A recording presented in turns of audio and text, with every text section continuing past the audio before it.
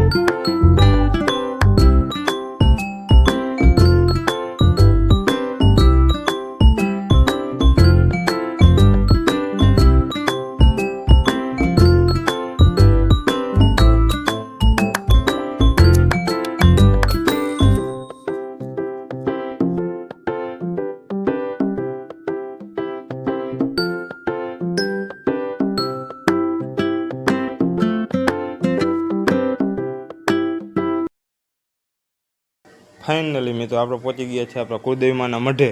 અને હવે તમને બતાવો આપણો મઠ. આમ જોઈ શકો છો, આપણો મઠ છે.